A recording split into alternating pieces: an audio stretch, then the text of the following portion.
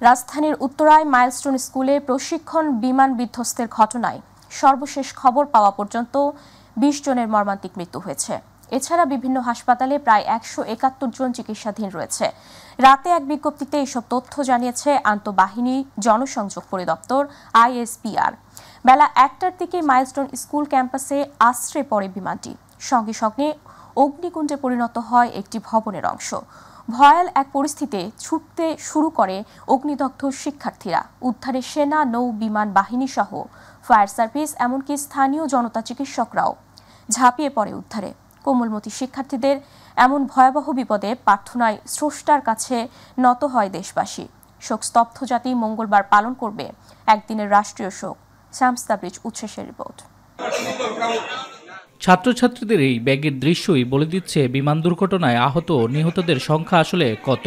রাজধানীর উত্তরার দিয়াবাড়ি এলাকায় মাইলস্টোন স্কুল অ্যান্ড কলেজ ক্যাম্পাসে বাংলাদেশ বিমান বাহিনীর প্রশিক্ষণ বিমান বিধ্বস্ত হওয়ার ঘটনায় একে একে বাড়ছে আহত, নিহত ও দগ্ধের সংখ্যা।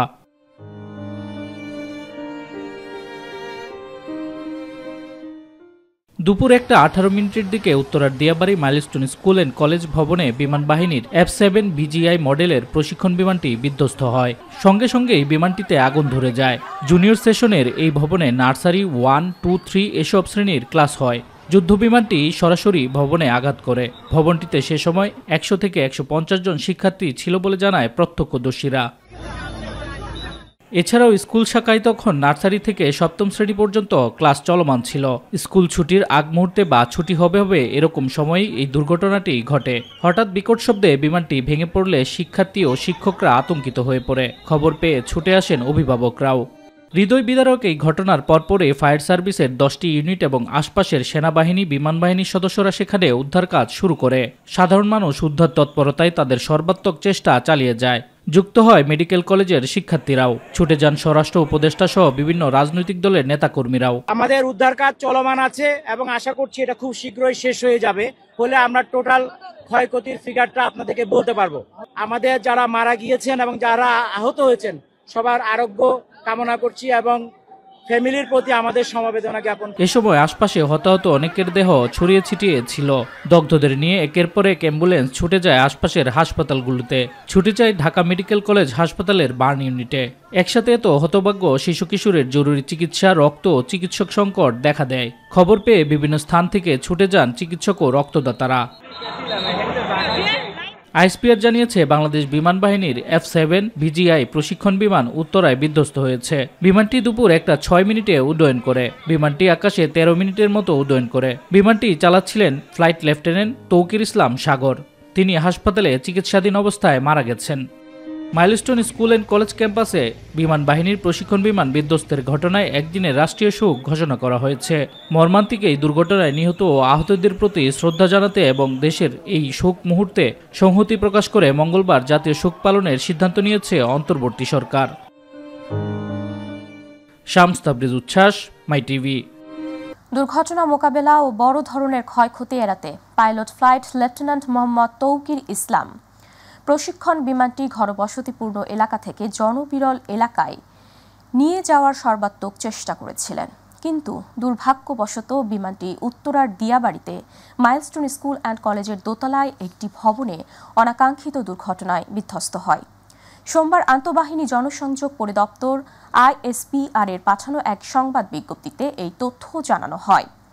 ISPR জানায় বাংলাদেশ বিমান বাহিনীর FT-7 BGI যুদ্ধ বিমান নিয়মিত প্রশিক্ষণের অংশ হিসেবে সোমবার দুপুর 1:06 ঢাকার কুর্মিটোলার বাংলাদেশ বিমান বাহিনীর ঘাঁটি AK খন্দকার থেকে উড্ডয়নের পর যান্ত্রিক ত্রুটির সম্মুখীন হয়। দুর্ঘটনা মোকাবেলা ও বড় ধরনের ক্ষয়ক্ষতি এড়াতে বিমানের বৈমানিক ফ্লাইট লেফটেন্যান্ট মোহাম্মদ তৌকির ইসলাম বিমানটি ঘনবসতি এলাকা থেকে জনবিরল এলাকায় নিয়ে যাওয়ার সর্বাত্মক চেষ্টা করেছিলেন। কিন্তু দুর্ভাগ্যবশত বিমানটি ঢাকার দিয়াবাড়িতে মাইলস্টোন স্কুল অ্যান্ড কলেজের দোতলায় একটি ভবনে অনাকাঙ্ক্ষিত দুর্ঘটনায় বিধ্বস্ত হয়। এক হৃদয় বিদারক চিত্র জাতীয় বার্ন অ্যান্ড প্লাস্টিক সার্জারি ইনস্টিটিউটে। কেউ খুঁজছেন সন্তান, স্বজন, কারো প্রয়োজন অভিভাবক। রক্ত দেওয়ার জন্য ছুটে এসেছেন অনেকেই। কিছুক্ষণ পর পর সাইরেন বাজিয়ে ঢুকছে অ্যাম্বুলেন্স। তখন অপেক্ষমান প্রতিটি মানুষ হয়ে উঠছেন স্বেচ্ছাসেবক। একটা প্রাণ বাঁচানোর সে কি আকুতি, সবার চোখে মুখে শোকের ছায়া। সন্ধ্যা পর্যন্ত প্রাথমিক হিসেবে বার্ন ইনস্টিটিউটে ভর্তি অন্তত ৭০ জন। হৃদয় বিদারক সেই পরিস্থিতির কথা জানাচ্ছেন সাইদুর রহমান আবির। জাতীয় বার্ন ইনস্টিটিউট, একের পর এক আসছে অ্যাম্বুলেন্স, বাজছে সাইরেন।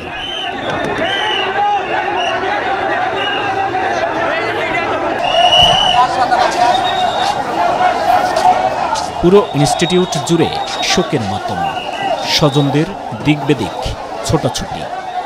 জানি না আমার ছেলে কেমন আছে। আমি বলি যে সব মায়ের সন্তান ভালো থাকুক।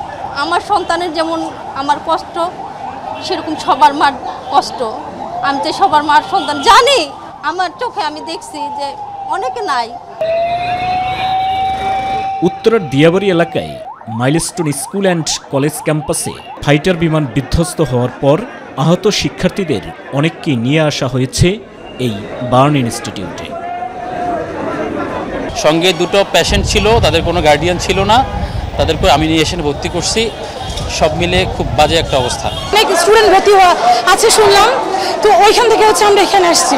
ইনস্টিটিউটের চিকিৎসক, নার্স, ওয়ার্ড বয় কিংবা সামনে জড়ো হওয়া শত শত উৎসুক জনতা সবাই যেন স্বেচ্ছাসেবক। সর্বোচ্চ আন্তরিকতা দিয়ে চিকিৎসা প্রদানে ব্যস্ত দায়িত্বরত চিকিৎসক ও নার্স। নির্বিঘ্নে যাতে আহতদের নিয়ে অ্যাম্বুলেন্স প্রবেশ করতে পারে সেজন্য দোয়েল চত্বর থেকে জরুরি বিভাগ পর্যন্ত কাজ করছে স্বেচ্ছাসেবী বিভিন্ন সংগঠন। 10 মিনিট লেটের কারণে কিন্তু একটা মানুষ মারা যায় ভাই। আমার রাস্তাটা ক্লিয়ার থাকলে আমি 10 মিনিট আগে হসপিটালে পৌঁছে যেতে পারি। রাস্তার কারণে যদি কোনো স্টুডেন্ট কিছু আইন শৃঙ্খলা বাহিনী জরিমানা দেবে। আহতদের মধ্যে অধিকাংশই শিশু কিশোর। তাদের মধ্যে অনেকের অবস্থাই গুরুতর। অনেককেই নেওয়া হয়েছে আইসিইউতে। স্বজনরা ছুটছেন দিক বেদিক পুরো ইনস্টিটিউট জুড়ে। আমার চোখে যতদূর আমি দেখেছি মনে হয় না খুব একটা ভালো ইয়াতে নেই। সবারই অবস্থা প্রচণ্ড খারাপ। আহতদের দেখতে এবং তাদের পাশে দাঁড়াতে একের পর এক ছুটে আসছেন বিভিন্ন রাজনৈতিক নেতৃবৃন্দ এবং চিকিৎসা সেবা সম্পূর্ণ শতভাগ নিশ্চিত করতে আসছেন সরকারের বিভিন্ন উপদেষ্টারা। শরীর পুড়ে গিয়ে আহত শিশু কিশোর সহ বিভিন্ন বয়সের মানুষের আর্তনাদে যেন হৃদয় বিদারক পরিবেশের সৃষ্টি হয়েছে জাতীয় বার্ন ইনস্টিটিউটে। সাইদুর রহমান আবির, মাই টিভি, ঢাকা। তৌকির ইসলাম প্রথমবারের মতন একা প্রশিক্ষণ বিমান চালাবেন। এই খবরে পরিবারের সদস্যরা সোমবার সকাল থেকেই আনন্দিত ও উচ্ছ্বসিত ছিলেন, কিন্তু দুপুরের পর সেই বিমান বিধ্বস্ত হওয়ার খবর পান তারা। সঙ্গে সঙ্গে থেমে যায় সব উচ্ছ্বাস। বিকেলে রাজশাহী নগরের উপশহর এলাকায় তৌকিরদের বাড়ির সামনে গিয়ে দাঁড়ালে কিছুক্ষণ পরপর কান্নার রোল ভেসে আসতে শোনা যায়। বিকেল 5:30 পর্যন্ত ফ্লাইট লেফটেন্যান্ট তৌকির ইসলাম সাগরের মা বাবা বোন জানেন না তিনি নিহত হয়েছেন। দুর্ঘটনা হলেও জীবিত দেখার আশায় তারা বিকেলে বিমান বাহিনীর বিশেষ বিমানে ঢাকায় রওনা হন। রাজশাহীর উপশহর 3 নম্বর সেক্টরের আশ্রয় ভবনে ভাড়া বাসায় থাকতেন নিহত বৈমানিক ফ্লাইট লেফটেন্যান্ট তৌকির ইসলাম সাগরের পরিবার। ফ্লাইট লেফটেন্যান্ট তৌকির ইসলাম সাগরের গ্রামের বাড়ি চাঁপাইনবাবগঞ্জের কনসার্ট এলাকায়। তৌকির রাজশাহীর ল্যাবরেটরি স্কুল অ্যান্ড কলেজ থেকে 7ম শ্রেণী পর্যন্ত পড়ালেখা করেন। পরে পাবনা ক্যাডেট কলেজে ভর্তি হন। 1 বছর আগে তিনি বেসরকারি বিশ্ববিদ্যালয়ের একজন শিক্ষিকাকে বিয়ে করেন। এবং যে স্টুডেন্ট থেকে গেছে তারা এখন মনে করেন যে দেখতে পাবেন কত বছর থাকলে আমি সবার কাছে দোয়া চাই থাকতে লাগে। হ্যাঁ, উনি খুব ভালো মানুষ, এত ভালো যে মানে বলে বোঝানো যাবে না। দর্শক, এই মুহূর্তে উত্তরায় হাসপাতালে চিকিৎসাধীন শিক্ষার্থী ও উদ্ধার তৎপরতার সর্বশেষ জানাচ্ছেন সহকর্মী এস.এম. আরিফ। ধন্যবাদ আপনাকে। আমি এখন আছি উত্তরা আধুনিক মেডিকেল কলেজের সামনে। এই যে দুর্ঘটনা ঘটে আজকে মাইলস্টোন স্কুল অ্যান্ড কলেজের সামনে দুপুরের দিকে, সেই স্কুলের ঠিক কয়েকশো গজ দূরেই হলো এই উত্তরা আধুনিক মেডিকেল কলেজ হাসপাতাল। এখানেই আসলে এই দুর্ঘটনার পর যারা আহত হয়েছে তাদেরকে নিয়ে আসা হয় এই মেডিকেল কলেজে, এবং এখান থেকেই আসলে প্রাথমিক চিকিৎসা দেওয়ার পর কিন্তু সেখান থেকে অন্যান্য হাসপাতালে এই যে উত্তরা মেডিকেল আধুনিক মেডিকেলটি রয়েছে সেখান থেকে পাঠিয়ে দেওয়া হয়েছে। যদিও যেটুকু জানতে পেরেছি এই উত্তরা আধুনিক মেডিকেল কলেজ হাসপাতালে কিন্তু আসলে কোনো বার্ন ইউনিট নেই, সে কারণে কিন্তু এই যারা ম্যাসিভ ভাবে এই যে দুর্ঘটনার শিকার হয়ে যারা ম্যাসিভভাবে আহত হয়েছেন বা যারা দগ্ধ হয়েছেন তাদেরকে কিন্তু আসলে তারা তৎক্ষণাৎ বিভিন্ন রাজধানীর বিভিন্ন হাসপাতালে, বিশেষ করে রাজধানী বার্ন ইউনিটে পাঠিয়ে দেওয়া হয়েছে। আমরা এই আধুনিক মেডিকেল কলেজ হাসপাতালের যে কর্তব্যরত চিকিৎসক রয়েছেন তার সাথে কথা বলেছি। তিনি যেমনটি জানিয়েছেন এখন এই হাসপাতালে 16 জন শিক্ষার্থী বা আহত তারা চিকিৎসা নিচ্ছেন, তবে তাদের কারোরই অবস্থা আশঙ্কাজনক নয়। আশঙ্কাজনক যারা ছিলেন তাদেরকে আসলে পাঠিয়ে দেওয়া হয়েছে বার্ন ইউনিটে, এইরকমই এই হাসপাতাল থেকে আমাদেরকে জানানো হয়েছে। এবং তারা যারা চিকিৎসা নিচ্ছেন তাদের অবস্থা খুবই সংকটাপন্ন নয়, যেটি আগে বলেছি। তাদেরকে আসলে অনেকে আবার প্রাথমিক চিকিৎসা দিয়ে এখান থেকে আবার পাঠিয়ে দেওয়া হয়েছিল। তবে যে দুর্ঘটনাটি ঘটেছে আজকে কিন্তু আসলে বাংলাদেশে একটি মর্মান্তিক একটা দিন হয়ে থাকবে, কারণ যে প্রশিক্ষণ বিমানটি বিধ্বস্ত হয় সেটি কিন্তু একটি স্কুল, মাইলস্টোনের যে স্কুল, সেই স্কুল অ্যান্ড কলেজের প্রাথমিক যে বিভাগটি রয়েছে সেই বিভাগের ভবনের উপরে কিন্তু আশ্রে পড়ে, এবং সেখানে বেশ কয়েকশো কিন্তু শিক্ষার্থী রয়েছিলেন, এবং সেখানে তারা ছোট শিক্ষার্থী যারা তাদের বয়স খুব 10 থেকে 9 থেকে 12 থেকে 13 বছরের বয়স, এবং তারা সবাই হয়তো কেউ ক্লাস 1, ক্লাস 2, ক্লাস 3 এইরকম যারা প্রাথমিক শিক্ষা নিচ্ছিলেন তাদের উপরে কিন্তু আশ্রে পড়েছিল এই যে বিমানটি। এবং তারপরে কিন্তু আমরা দেখেছি যে সেখান থেকে উদ্ধার কাজ শুরু হয়। উদ্ধার কাজের পর ফায়ার সার্ভিসের পক্ষ থেকে ফায়ার সার্ভিস ডিভিজি কথা বলেছেন। তিনি তৎক্ষণাৎ জানিয়েছিলেন যে 19 জন স্পট থেকে মৃতদেহ তারা উদ্ধার করেছিলেন, এবং সেটি উদ্ধার করে কিন্তু তারা পাঠিয়ে দিয়েছেন বিভিন্ন হাসপাতালে। এবং যারা আহত রয়েছেন তখনকার সময় বলা হয়েছিল যে 50 জনের উপরে আহতর যে সংখ্যা সেটি তারা সেখান থেকে জানানো হয়েছিল। তবে আমরা যে এই মেডিকেলটি রয়েছে সেখানে যারা কর্তব্যরত চিকিৎসক তিনি বলছিলেন যে এখানে কিন্তু 60 থেকে 70 জনের মতো শিক্ষার্থী কিন্তু এখান থেকে চিকিৎসা নিচ্ছেন, এবং যাদের মেসিভ, আগেই বলেছি যাদের মেসিভ ভাবে দগ্ধ হয়েছে তাদেরকে বার্ন ইউনিটে ফিরিয়ে দেওয়া হয়েছে। এবং কর্তব্যরত চিকিৎসক তিনি জানিয়েছেন অনেকের অবস্থা খুবই সংকটাপন্ন, অনেকে বাঁচিয়ে রাখাটাও কিন্তু খুব মুশকিল হয়ে দাঁড়িয়েছে, সেটি আমাদের জানিয়েছেন। এখান থেকে আসলে সর্বশেষ যে ঘোষণা দিয়েছেন তারা বলছেন যে এখানে অনেকেই কিন্তু আসলে রক্ত দেওয়ার জন্য এই হাসপাতালে ভিড় করছিলেন। তারা কর্তৃপক্ষ জানিয়েছেন এখানে আসলে রক্তের প্রয়োজন নেই, রক্তের প্রয়োজন হলে বিভিন্ন যে হাসপাতালে পাঠানো হয়েছে বিশেষ করে বার্ন ইউনিটে সেখানে প্রয়োজন হতে পারে। তবে এখানে আপাতত আসলে সংকটাপন্ন কোনো আহত যে রোগী সেটি নেই। তো এই ছিল আমার কাছে এখানকার সর্বশেষ। আরিফ, আপনাকে ধন্যবাদ। দর্শক, এই মুহূর্তে জাতীয় বার্ন অ্যান্ড প্লাস্টিক সার্জারি ইনস্টিটিউটে আছেন সহকর্মী ইউসুফ আলী, জানাচ্ছেন আহতদের চিকিৎসার সর্বশেষ পরিস্থিতি। সর্বশেষ কি খবর আছে জানাবেন আমাদেরকে।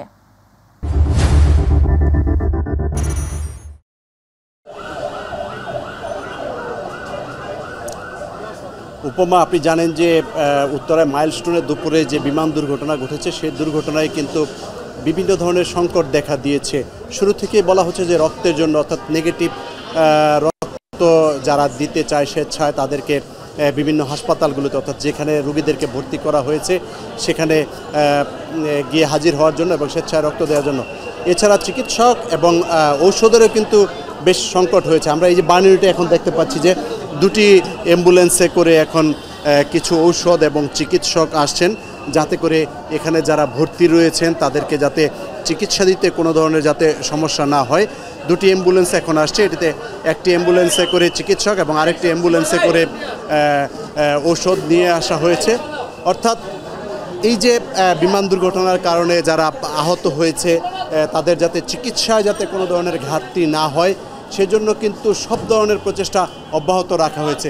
এছাড়া এই যে ঢাকা মেডিকেলে যাদেরকে ভর্তি করা হয়েছে তাদের কিন্তু একটি তালিকা টাঙিয়ে রাখা হয়েছে। এখানে 43 জনের পরিচয়, 43 জনের তালিকা হয়েছে। আমি যদি দেখাতে চাই, এখানে আপনি দেখবেন 14 বছর, 10 বছর, 9 বছর।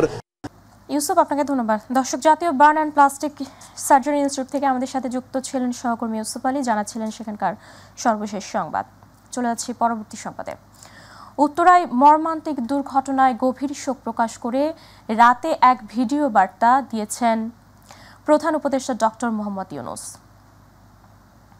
আসসালামু আলাইকুম। আমার বলার কোনো ভাষা নেই, কিভাবে শুরু করব সেটা বুঝতে পারছি না। আমার মতো সারা দেশের লোক আজকে হতবাক। এরকম একটা কাণ্ড হতে পারে আমরা কেউ কল্পনা করিনি, কারো ধারণার মধ্যে ছিল না। কিন্তু এই অবিশ্বাস্য জিনিস আমাদেরকে হঠাৎ করে গ্রহণ করতে হয়েছে। আমরা তাদের জন্য শোক দিবস ঘোষণা করেছি। আগামীকাল শোক দিবস, আমরা সবাই মিলে তাদের কথা স্মরণ করব, তাদের আত্মার শান্তি কামনা করব। আজকে থেকে সবাই তাদের আত্মার জন্য, তাদের রুহের জন্য মাগফিরাত কামনা করব। আল্লাহ আপনাদেরকে শান্তি দিন। ঢাকার উত্তরায় মাইলস্টোন স্কুল অ্যান্ড কলেজে বিমান দুর্ঘটনায় আহতদের প্রয়োজনে বিদেশে নেওয়া হবে বলে জানিয়েছেন আইন উপদেষ্টা আসিফ নজরুল। বিকেলে রাজধানীর জাতীয় বার্ন প্লাস্টিক সার্জারি ইনস্টিটিউটে এক সংবাদ ব্রিফিংয়ে এই কথা বলেন তিনি।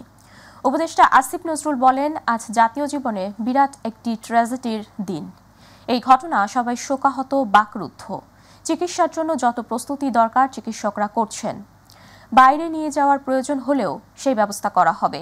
এদের ঘটনা কেন ঘটল তা তদন্ত করে বের করা হবে বলেও জানান আইন উপদেষ্টা। ওনারা চিকিৎসার প্রয়োজনে যত রকম প্রস্তুতি দরকার সকল প্রস্তুতি সম্পন্ন করেছেন। তারপরে যদি প্রয়োজন হয় বিদেশ থেকে চিকিৎসক আনাবেন, যদি প্রয়োজন হয় বিদেশে আমাদের এই শিক্ষার্থীদের যারা বার্ন ইউনিটে আহত অবস্থা আছে নিয়ে যাবেন। আমাদের চিকিৎসা পুনর্বাসনে কোনো রকম কোনো ঘাটতি থাকবে না। কিন্তু কোনো কিছুর বিনিময়েও আমরা আজকে যা হারিয়েছি সেটা শোক পূরণ করার মতো না।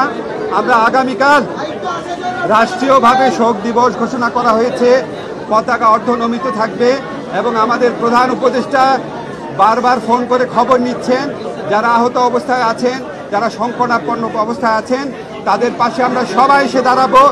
উত্তরায় বিমান বিধ্বস্তের ভয়াবহ ঘটনায় দগ্ধদের দেখতে জাতীয় বার্ন অ্যান্ড প্লাস্টিক সার্জারি ইনস্টিটিউটে যান জামাতের আমির ডক্টর শফিকুর রহমান ও সেক্রেটারি জেনারেল মিয়া গোলাম পরওয়ার। পরে জামাত আমির সর্বস্তরের জনশক্তি ও এলাকাবাসীকে উদ্ধার কার্যক্রমে অংশগ্রহণ এবং আহতদের চিকিৎসায় সর্বাত্মক সহায়তা প্রদানের আহ্বান জানান। চিকিৎসা সেবায় যারা নিয়োজিত আছেন আমরা বলে এসেছি, বার্ন ইউনিটে ইনশাল্লাহ আমরা যাব। তারা যেন তাদের সর্বোচ্চটা দিয়ে তারা চেষ্টা করেন। আমাদের সহকর্মীদেরকে ইতিমধ্যেই আমরা আহ্বান জানিয়েছি, রক্ত লাগে রক্ত দিবে, ঔষধ লাগে ঔষধ দিবে, টাকা লাগে টাকা দেবে এবং যত ধরনের সহযোগিতা আছে সব দিয়ে যেন এই মানুষগুলার, বিপদগ্রস্ত মানুষগুলোর পাশে আমরা দাঁড়াতে পারি। আমরা দেশবাসীকেও আহ্বান জানাবো যে প্রথমত তাদের জন্য সবাই যেন দোয়া করে, আল্লাহ যেন তাদেরকে সুস্থ করে দেন। দ্বিতীয়ত যার যেখানে যেটুকু করার আছে সরকার এবং দেশবাসী সবাই যেন আমরা সর্বোচ্চটা করতে পারি। ঘনবসতি বা জনবহুল এলাকায় যুদ্ধ বিমানের মহড়া বা প্রশিক্ষণ কার্যক্রম না চালানোর আহ্বান জানিয়েছেন বিএনপির সিনিয়র যুগ্ম মহাসচিব রুহুল কবির রিজভী। সোমবার দুর্ঘটনাস্থল উত্তরার মাইলস্টোন স্কুল অ্যান্ড কলেজ ক্যাম্পাসে গিয়ে এই আহ্বান জানান তিনি। এ সময় তিনি বিমান দুর্ঘটনায় হতাহতের ঘটনায় শোক ও সমবেদনা জানান। রুহুল কবির রিজভীর সঙ্গে বিএনপির যুগ্ম মহাসচিব শহীদ উদ্দিন চৌধুরী অ্যানিও উপস্থিত ছিলেন। রাজধানীর উত্তরায় মাইলস্টোন স্কুল অ্যান্ড কলেজ ক্যাম্পাসে প্রশিক্ষণ বিমান বিধ্বস্তের ঘটনায় সকল ছাত্র জনতাকে সহায়তার হাত বাড়িয়ে দেওয়ার আহ্বান জানিয়েছেন জাতীয় নাগরিক পার্টির আহ্বায়ক নাহিদ ইসলাম। দুপুরে চট্টগ্রামে এক সমাবেশে এই আহ্বান জানান তিনি। মাইলস্টোন কলেজে বিমান দুর্ঘটনায় প্রচুর হতাহতের ঘটনা ঘটেছে। আমরা শোক প্রকাশ করছি সেই ঘটনায় এবং আমরা দোয়া করি, প্রার্থনা করি যাতে যারা আহত হয়েছে তারা দ্রুত সুস্থ হয়ে যাবে এবং এই ঘটনার হতাহতের পরিমাণ যত কম হবে ততই আমাদের জন্য মঙ্গল। আপনারা প্রত্যেকের জায়গা থেকে দোয়া প্রার্থনা করবেন এবং সারা বাংলাদেশের মানুষকে আমরা এগিয়ে আসার জন্য ঐক্যবদ্ধভাবে এই পরিস্থিতি মোকাবেলার জন্য আহ্বান জানাই, অনুরোধ করি। 10 দিনের মধ্যে জাতীয় সনদ বাস্তবায়নের রাজনৈতিক দলগুলোকে দ্রুত সিদ্ধান্তে পৌঁছানোর আহ্বান জানিয়েছেন জাতীয় ঐকমত্য কমিশনের সহ সভাপতি অধ্যাপক ডক্টর আলী রিয়াজ। সকালে রাজধানীর ফরেন সার্ভিস একাডেমিতে অনুষ্ঠিত জাতীয় দ্বিতীয় দফার 16তম দিনের আলোচনায় এই কথা বলেন তিনি। কমিশন কোনো সিদ্ধান্ত জোর করে চাপিয়ে দিতে চায় না উল্লেখ করে আলী রিয়াজ বলেন, কোনো বিষয়ে কারো দ্বিমত থাকলে সনদে সেটিও উল্লেখ করা হবে। তিনি আরও বলেন, অধিকাংশ বিষয়ে সিদ্ধান্ত গ্রহণের পর্যায়ে চলে এসেছে কমিশন। সহযোগিতা থাকলে চলতি মাসের মধ্যেই হবে জাতীয় সনদ। এদিকে বৈঠক চলাকালেই আসে উত্তরার মর্মান্তিক দুর্ঘটনার খবর। সঙ্গে সঙ্গে বৈঠক মুলতবি করা হয়।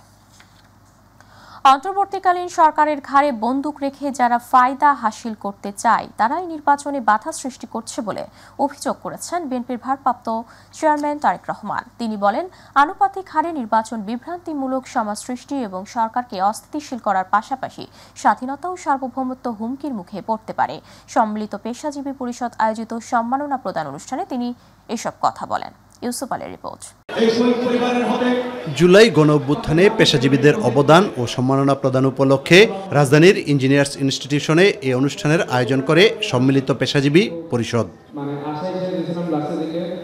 সবাই বিএনপির ভারপ্রাপ্ত চেয়ারম্যান তারেক রহমান বলেন, পিআর পদ্ধতিতে যারা নির্বাচনের পক্ষে তারা দেশকে অস্থিতিশীল করতে চায়। একটা রাজনৈতিক দল হঠাৎ করে দেশে পিআর বা সংখ্যানুপাতিক নির্বাচনী দাবি করছেন বা দাবিতে সোচ্চার হয়েছেন, এটা কিন্তু বিভ্রান্তিমূলক সমাজ সৃষ্টি এবং সরকার অস্থিতিশীলতার কারণ হয়ে উঠতে পারে বা উঠবে। বাংলাদেশের প্রেক্ষাপটে দেশের স্বাধীনতা সার্বভৌমত্ব হুমকির সম্মুখীন হয়ে পড়বে।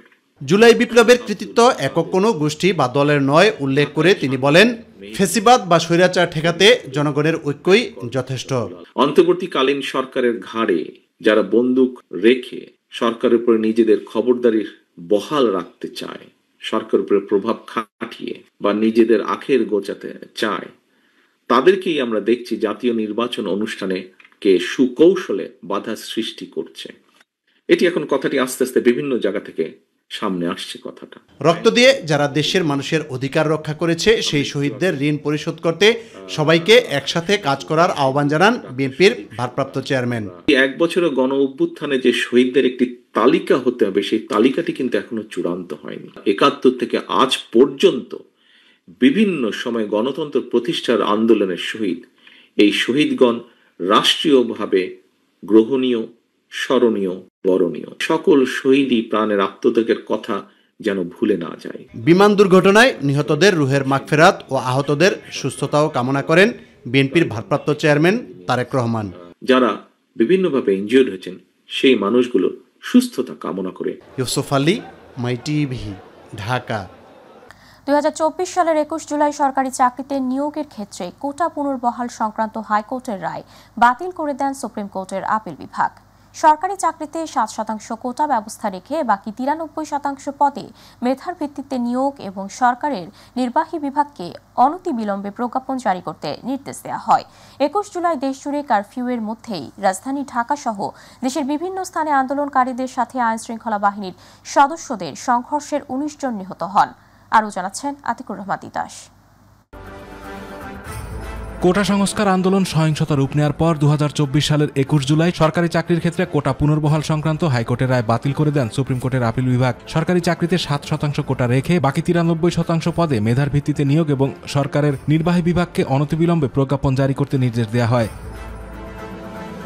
21 জুলাই দেশজুড়ে কারফিউর মধ্যেই রাজধানী ঢাকা সহ দেশের বিভিন্ন স্থানে আন্দোলনকারীদের সাথে আইনশৃঙ্খলা বাহিনী সদস্যদের সংঘর্ষের ঘটনা ঘটে। এদিন সংঘর্ষে ঢাকা সহ সারা দেশে 19 জন নিহত হন। তাদের মধ্যে ঢাকা মেডিকেল কলেজ হাসপাতালে 10 জন, নরসিংদীতে 4, গাজীপুরে 2, নারায়ণগঞ্জে 1, সাভারে 1 ও চট্টগ্রামে 1 জনের মৃত্যুর খবর পাওয়া যায়। এদিন দেশের বিভিন্ন স্থানে আইনশৃঙ্খলা বাহিনী ও আওয়ামী লীগের নেতাকর্মীদের সঙ্গে সংঘর্ষে কয়েকশো আন্দোলনকারী আহত হন, যাদের অনেকের অবস্থা সংকটাপন্ন ছিল। এছাড়া এদিন সিদ্ধিরগঞ্জে ঢাকা চট্টগ্রাম মহাসড়কের 19 গাড়িতে আগুন দেওয়া হয়।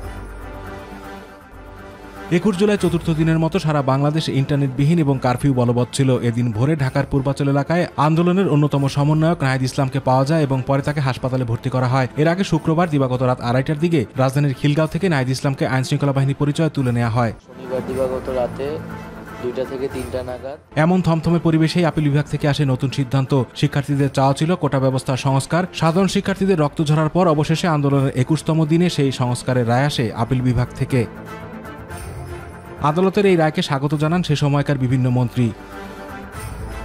সাধুবাদের পরেও কারফিউ অনির্দিষ্টকালের জন্য বাড়ায় সরকার। পরিস্থিতি তখনও আয়ত্তের বাইরেই। সেনাবাহিনীর পাশাপাশি নৌবাহিনী আর কোস্টগার্ডকেও এদিন দেখা যায় মাঠে। রাজধানী সহ সারা দেশের প্রতিটি মোড়ে মোড়ে চেকপোস্ট বসিয়ে চলে কঠোর তল্লাশি। আতিকুর রহমান তিতাস, মাই টিভি। রাষ্ট্রের নিরাপত্তা এবং সার্বভৌমত্ব রক্ষায় দেশের আলেম সমাজকে ঐক্যবদ্ধ হয়ে কাজ করার আহ্বান জানিয়েছেন তথ্য সম্প্রচার উপদেষ্টা মাহফুজ আনাম। রাজধানীর যাত্রাবাড়ির কাছলা এলাকায় জুলাই পুনর্জাগরণ অনুষ্ঠানে এসে তিনি এই আহ্বান জানান। নবী রাসূলের আখলাক মেনে চলে জুলুমকারীদের বিরুদ্ধে লড়াই অব্যাহত রাখারও আহ্বান জানান তিনি। আর জুলাই গণ অভ্যুত্থানে মাদ্রাসার ছাত্ররা যে রেজিস্ট্যান্স তৈরি করেছে তা সোনার আখরে লেখা থাকবে বলে মন্তব্য করেন ধর্ম উপদেষ্টা খালিদ। জালেমের বিরুদ্ধে যারা লড়াই করেন তাদেরকে বিভিন্নভাবে ব্যাপৃত করার চেষ্টা দেশের বাইরে অনেকেই করেন। এই লড়াইটা গত 50 বছর ধরে হচ্ছে, বিভিন্ন ট্যাগের লড়াই হচ্ছে, কিন্তু এটা শিকার আপনারা হবেন, আপনারা হচ্ছেন। ফলত আমাদের সর্বোচ্চ চেষ্টা করতে হবে যাতে আমরা যে কোনো ধরনের যে পদ্ধতিতে আমরা মনে করি যে রাষ্ট্রের নিরাপত্তা এবং সার্বভৌমত্ব থাকবে না, সেই পদ্ধতি যাতে অনুসরণ না করি। জনগণের অধিকারের জন্য মাদ্রাসার ছাত্ররা পরিশ্রম করেছেন, রক্ত দিয়েছেন, জেল কেটেছেন, মামলায় হামলায় তারা আহত হয়েছেন।